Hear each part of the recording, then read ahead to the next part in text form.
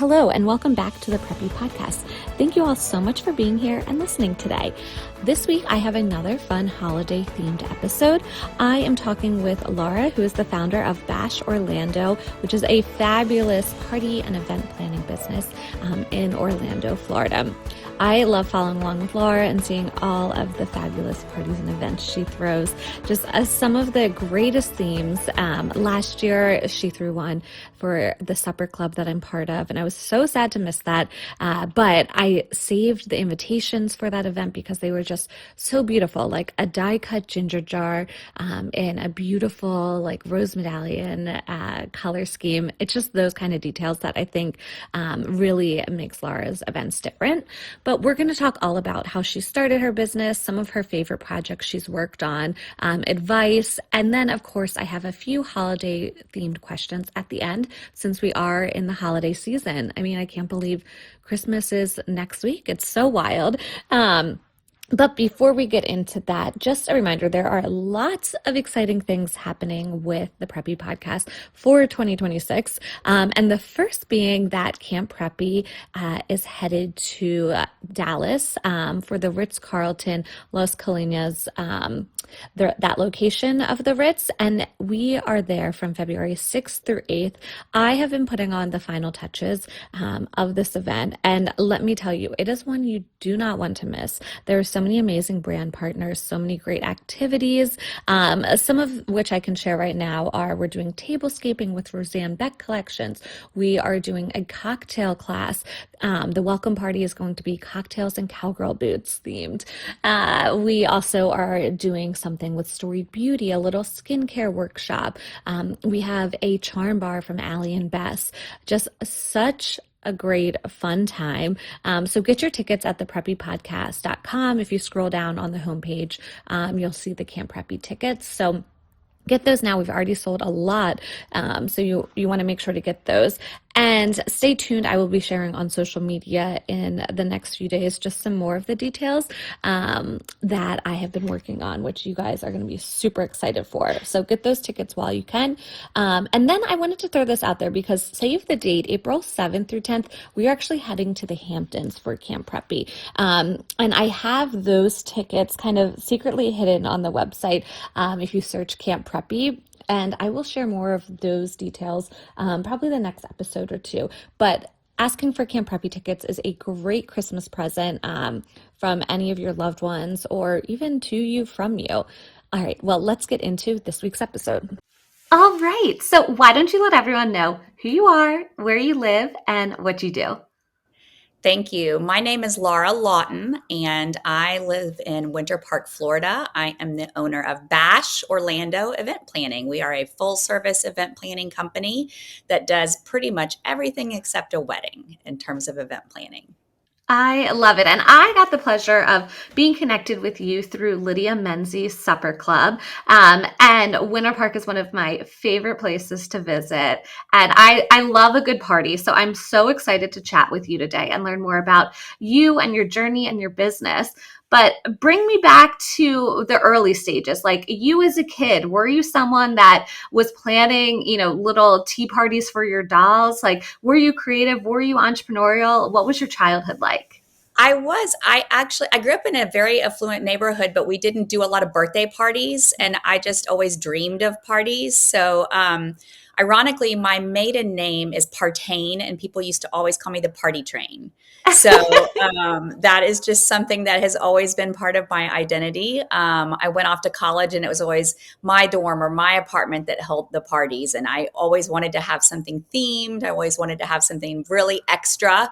That's always been associated with my personality and my persona. I graduated from college and began working for an airline company, and they called me Party Plane. And then I began having children and was affectionately called Potty Train. So, I mean, this nickname has served me well for a very, very long time, but I actually do answer to Party Train sometimes. So I've just always been the life of the party and have always loved to plan parties. So I've been doing it for free for friends, for churches, for organizations, for nonprofits, you name it. And finally, my husband said, "Why are you not doing this for a living? This is insane." So With over 20 years experience, I finally launched my own business post COVID. I love that. I mean, it's like you were meant to do this then, clearly, with that last name, right? For sure, for sure. It's in your It DNA. really is. It really is. It's ironic. It's not lost on me that my maiden name was part of the whole story too. So, tell me a little bit about then. You were doing this, like you said, for friends, for churches, for your own kids, I'm sure. What then was that moment when your husband said, you know what, you should be making money and doing this as a business? Like, were you immediately convinced from that, or did it take some more, like other people saying to go for it? Like, what was the thought process behind maybe doing something more as like for fun and a hobby to deciding to turn it into a business? It was probably a good 2 years worth of hemming and hawing over it, and just worrying that I had imposter syndrome, or Mm, worried that I might not have the following to make it big. Um, but he assured me that it didn't need to be huge overnight, and it could be something that would grow. I intended it to grow slowly from a mhm. side hustle into more of a full-time job after my nest had completely emptied of children. And accidentally it blew up overnight. Wow. So, the genesis of it probably took the longest amount of time, but then once I finally pulled the trigger, it really exploded. That's so amazing. And I think something that you mentioned there was imposter syndrome. And it's funny because in our group chat with Lydia Menzies, we were talking about imposter syndrome recently. And I feel like every business owner and every entrepreneur, or just not even if you're a business owner or entrepreneur, maybe you work for someone else, everyone goes through that. We just might not always seem like we do or show it. Do you have any tips for how you got over imposter syndrome, or something that someone else could do to get over it? Well, spoiler alert, I'm still not over it. I struggle with it. I think everyone that owns their own business, it's kind of like the deep, dark, middle of the night thought, what if nobody likes what I've done? Mm-hmm. And actually, within the Supper Club with Lydia Menzies, we have been talking about this just in the last week, and it was reassuring and also slightly horrifying that we're all still suffering from it. So, people that I admire, that I consider to be, mentor level, can be struggling with this too. So. I think the collective advice that we all had for each other as a group was to keep reinforcing each other, to keep supporting each other, and to keep validating each other, and to keep doing a happy dance in the mirror. I hate to say fake it until you make it, because that's an overused cliche, but that is generally what we all have to do, to just shake off all the bad vibes and get Mm-hmm. back to what it is that we love. And as long as we stay true to ourselves, and not try to recreate ourselves for somebody else, then our brand will have the integrity that people have grown to love. Yep. Oh, that last sentence is so good there that you just said. So your husband encourages you, you decide to go for it. What were some of those steps from taking it from, hobby and fun to business? Was it creating a website next, building out a social media following, coming up with prices? Walk me through some of those steps. So it's a little bit rusty in my head what exact order I did it, but I formed my LLC first. I built my website first. I'm a perfectionist, and so I really didn't want my following to see the build. I wanted them to see the launch. And Mm-hmm. so I did, it was very hard for me to do a lot of this building behind the scenes, but I really didn't want to launch it until it was ready. So I invested in a great website that I am very proud of. And I got some basic pricing underway, and then I did a 3 2 1 launch and held my breath, and then off we were. So yes, I tried to do as much as I could behind the scenes, Okay. That's because so interesting. yeah. Yeah. And Tell me a little bit more about that. so my husband has been a lot of the force behind the support for me, and he said, don't have your brand grow into what you want it to be. He said, if you want to Mhm. be the best, you need to look the best from the beginning, and don't try to do this with training wheels in front of everybody. Yep. So I really I appreciate that, and that stuck with me. So, I invested in a beautiful website, and I invested in beautiful branding, and I invested in the right team of people to support me so that I started out with the look and the feel that I wanted to represent. Mhm. That's great advice. I think sometimes on the podcast we talk about sort of building the plane as we're flying. And while I think a lot of that, I think there were probably still things that you were learning as you were building it and launching. But I do think there's something to be said about positioning yourself as the expert. And this kind of goes into what we were talking about with the imposter syndrome. It's like you are the expert. So show that, put that out to the world that like, no, you're the best at this. And don't be afraid to do that. Like putting that best foot and that shiny, glossy cover on it when you launch is a great idea and a great way to put it. It doesn't mean that it's foolproof, but that thankfully did work for me. So tell me a little bit then about marketing, like getting the brand, getting the business out there. It sounds like you had, some customers built in that you had worked with over the years. Were they sort of responsible and helped you, grow and market it and get some new clientels for parties? Or how did you really reach customers and clients? So collaboration, collaboration, collaboration. That's simply the biggest piece behind my bigger success. So I fully expected some of my loyal followers to continue to use me for parties, and I appreciate that, and they're my bread and butter, and my soul, food, if you will, for clients. But just being willing to be flexible on my price, or being willing to be flexible on my structure Mhm. with bigger clients so that I can get that exposure. So I really invested myself in terms of my time, and in terms of what I was willing to compromise on just to get the exposure that I needed. So I really had to be patient at the beginning, Mhm. and it was really more about the exposure than it was the financial success for me at Yeah. first. I think that is a great point because recently I feel like there's a lot out there about knowing your worth, especially as a woman. And while I think that's so important, I get a lot of people that send me DMs or emails asking, they're just starting out, like, how do they price things and what do they said, their services at? And for me, it's such a hard thing because, like you, when I first launched, I was making deals because I wanted that person to take the risk. And I knew that it would be a great thing in my portfolio, or to have that brand as a client of mine. So I think there's not like this one format that fits everyone, especially when you're launching. And that's something I hate when people ask me, just because I'm like, looking back, 10, 12 years later, it's so hard to tell you what to price at. And because I do think you should know your worth, but take risk and bet on yourself, like you said. Absolutely. And I just think that the pricing should be more flexible than rigid. Hmm. At least in my industry, I have the luxury of being really flexible on that. Hmm.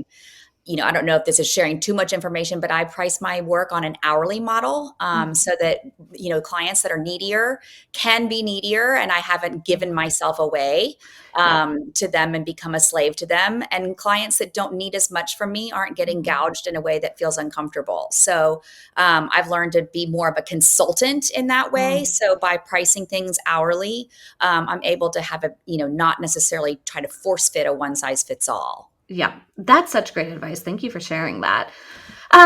In terms of the business, what's your favorite part and what's the hardest part or your least favorite part?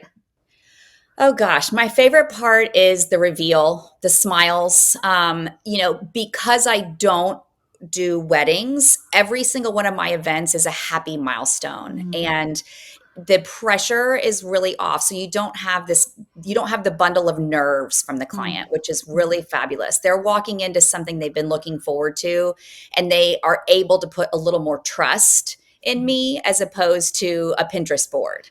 So when they walk in and I see the looks on their faces, that's definitely the best part. Mhm. I love seeing everything come together. I love being flexible on site. Sometimes things don't go exactly as we're planning, and Yeah. I love the last second problem solving. Those are some of the things that I love the best. The hardest part is the DIY factor. I mean, I do a lot of schlepping. I do a lot of carrying in my car, a lot of things that are not so glamorous.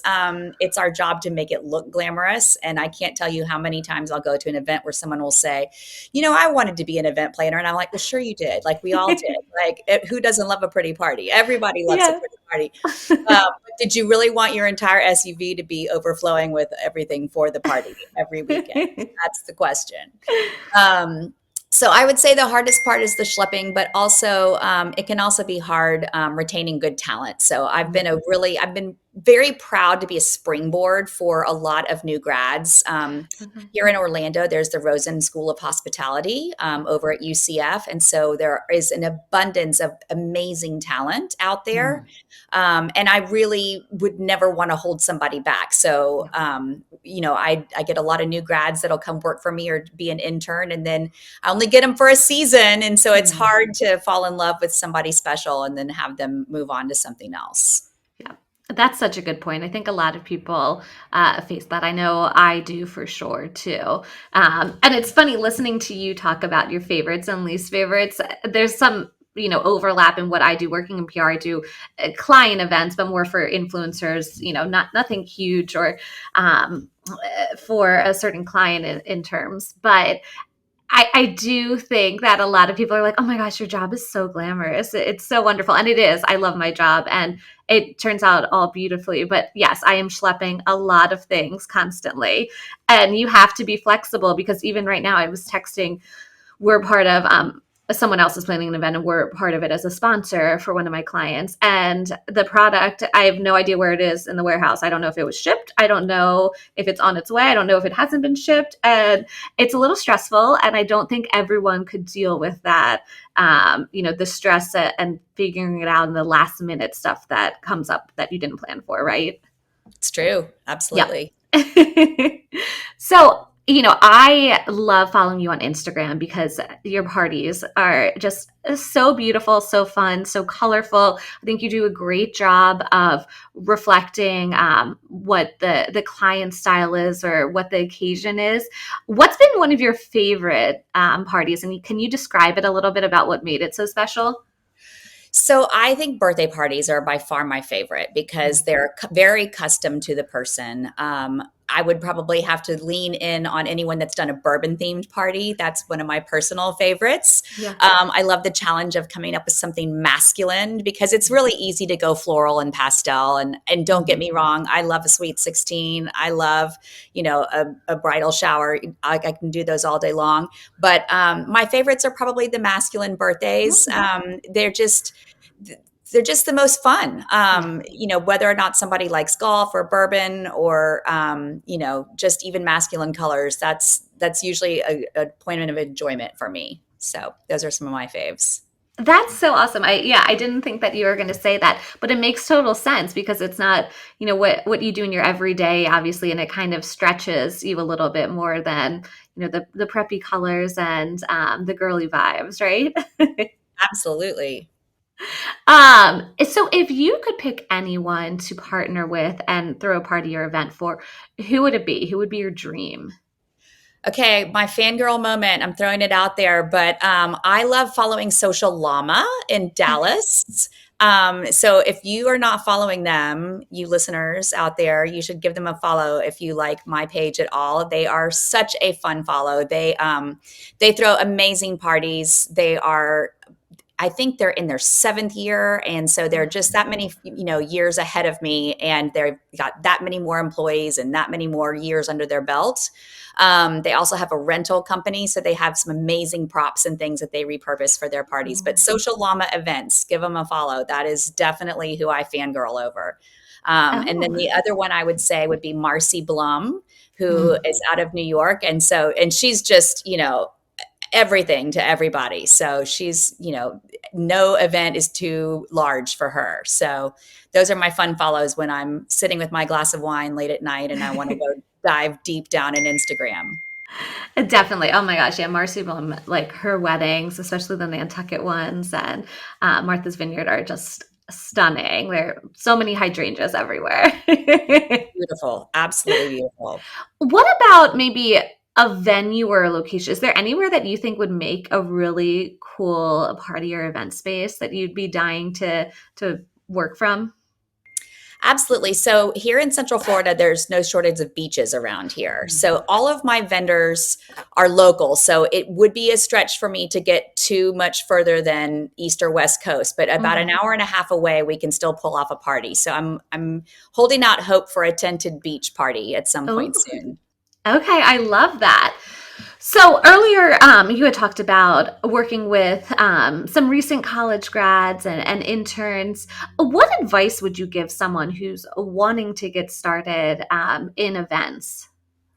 Oh gosh, that's easy. I would say you have to hustle. You have to be willing to do the DIY. You have to be willing to go to the storage unit and put the things in your car. You have to be willing to give up the nights or the weekends in the short run.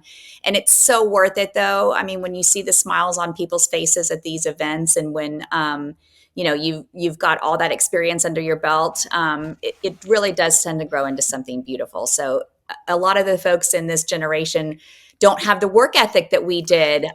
So it's hard to not sound paternalistic, but they just need to hustle, hustle, Hmm. hustle, hustle. Totally. And then, kind of going off of that, is there a resource that you could recommend to listeners? Something you rely on, whether it's for inspiration or it's a group you're part of or a great book you've read, or just like maybe a resource that you use for your parties in terms of a vendor, any resource that you could share that you think would be helpful. So I'm a person of great faith, and I really draw upon a woman named Grace Valentine. She's actually the same age as my oldest daughter, but she is a Christian influencer that has the most wonderful, peaceful advice in Scripture that she'll put out almost every day. And so I follow her, Grace Valentine, on Grace Instagram. Valentine. Okay. I love that. I'm going to look that up. Yeah, I love that she's so young and yet so wise. So, Hmm. and it helps me to feel like I'm in touch with that generation too. But I appreciate what she has in terms of leadership for them. Definitely. Is she a Christian life coach, or is there someone else I'm thinking of? Um, I don't know that I would use the word coach, but yes, Okay. she is a Christian, influencer. Okay. She's huge. Okay. She might be who I'm thinking of then. Um, so since this is the Preppy podcast, I'm going to ask you, what does Preppy mean to you? So how would you describe Preppy? Oh gosh, that was a curveball for me. I would say preppy is all things extra. Mm, I'm an extra person, so I think everything in terms of luxe and chic and just things that are extra, mm-hmm, not boring. Something that mm-hmm. has a lot of pizzazz, something that has a lot of pep in its step. Yeah, I love that. Pizzazz and pep in its step, or maybe prep in its step. Exactly, absolutely. So, since we are in the holiday season, I have some holiday related questions that I'd love to ask you as an expert because you are just the hostess with the mostest. You're so great at parties and pulling together a theme and something beautiful. So, the first that I want to know is what's one trend you're seeing and loving for holiday entertaining or decorating or party throwing? I am excited for 2025 to be going back to very traditional Christmas this Mm, year.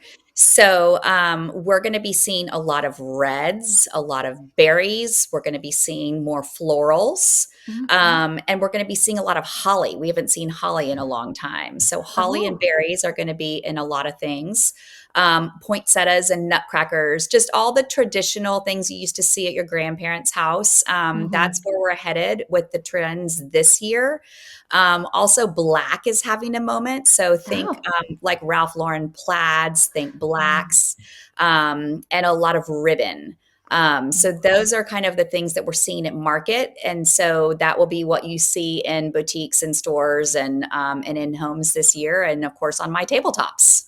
Excellent. Oh my gosh, I'm so excited for that. I mean, Ralph Lauren and the Black Watch plaid, I think, is just so beautiful and classic. And I'm curious, so with the ribbons, are we talking about, I feel like last year and maybe the year before, everyone was tying the bows on candlesticks. Is it like that, or how are we envisioning it now? Yep. Yes, and on Christmas trees, please put ribbon Yes. on your Christmas tree. Absolutely. I'll tie a bow on anything that has a handle on it. Yeah. There's no shortage of bows in my house, that's for sure. So, Hmm. and that's certainly something preppy as well. So let's continue to do that. But yeah, I think texture is also going to be really important in terms of velvets and just really luxe fabrics and things like that. Hmm. That's what we're seeing at market, and that's what I'm excited to incorporate into this year's designs. Okay, I can't wait to see what you end up doing, and hopefully you'll post so that we can all see it. Uh, what's a holiday tradition that you love? Is there something you do with your family and friends that is just your favorite tradition? There is, I force under duress my two daughters to go see the Nutcracker with me every year. Mm. They don't have an option.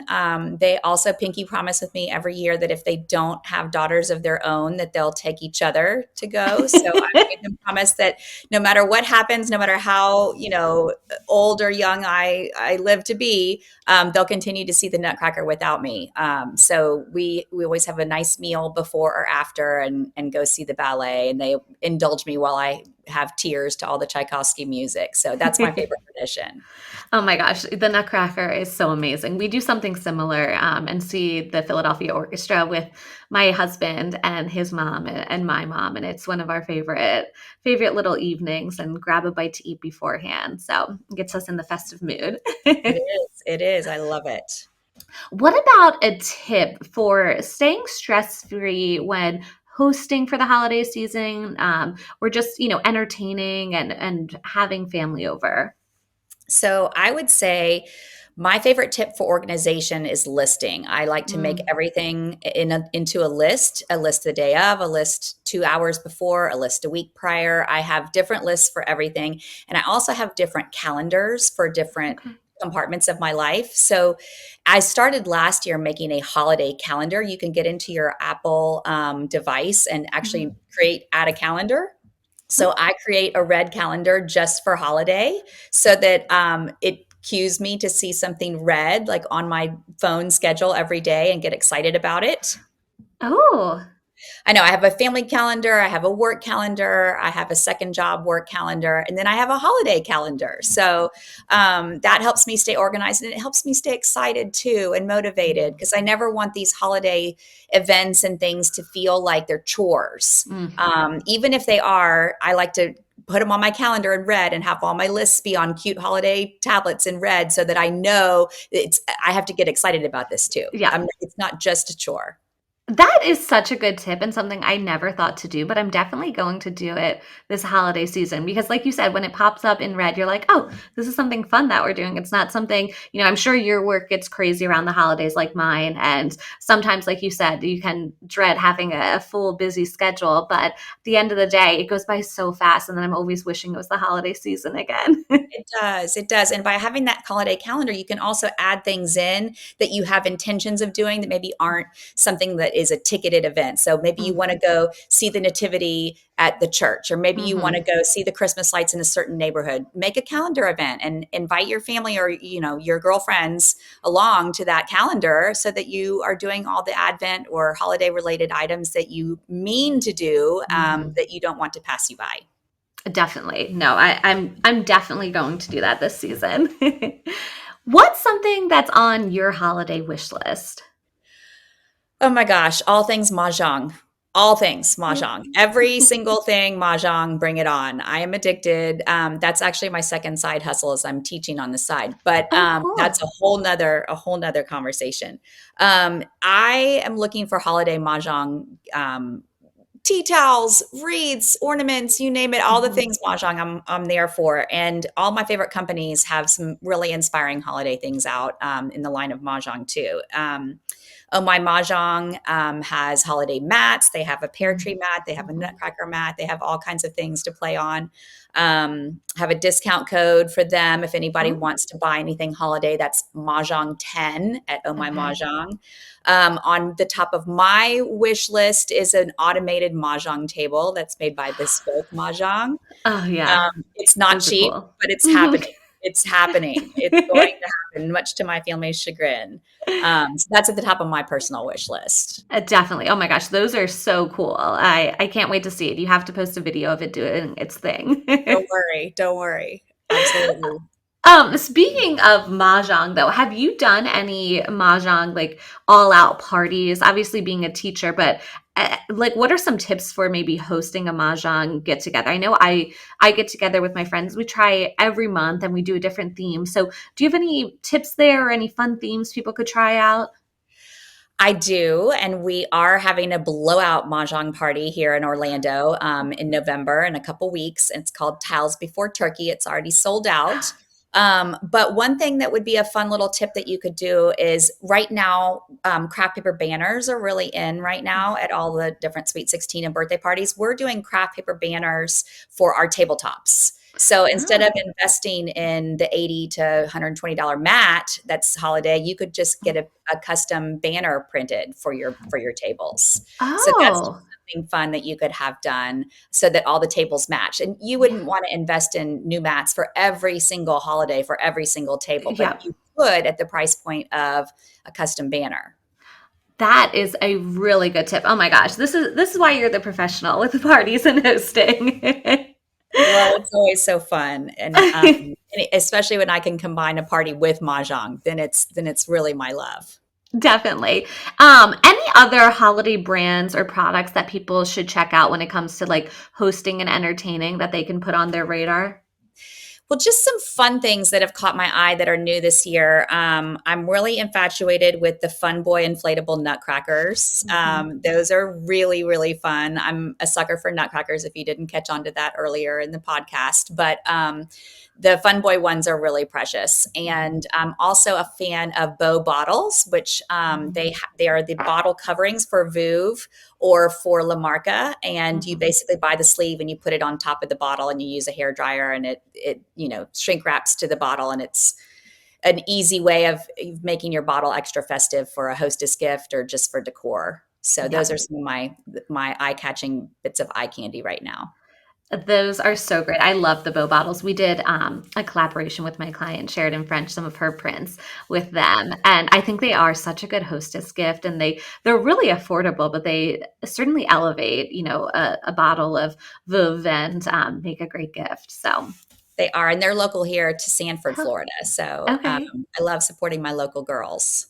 Definitely. So anything else that, you're working on, any sneak peeks that listeners can look forward to or check out from you or that you want to plug? I would definitely say watch out for mahjong. It's still on the rise, and Mhm. I'd love for you to check out our mahjong page, which is Make It Mahjong, or if they want to use our promotional code Mahjong10 at Oh My Mhm. Mahjong. There are just some amazing products out there right now, and we love partnering with them. Definitely. Well, Laura, this has been so much fun chatting with you, learning about your business, and getting so many seriously useful tips for the holiday season. So, thank you so much. And before we go, though, let everyone know where they can find you social media handles, website, all of that. Absolutely. Thank you so much for having me. It's been such a breath of fresh air always to talk to you. You can find me on Instagram at Bash Orlando. You can find me on the internet at bashorlando.com. And you can find me at Make It Mahjong on Instagram as well. So all of those are some very happy places to do a deep dive with your glass of wine. I love that for sure. All right. Thanks, Laura. Thank you so much for listening to the Preppy Podcast. I hope this put a little prep in your step for the day. Please subscribe, rate, and review on wherever you listen to your podcast, and follow along with @the Preppy Podcast on social media.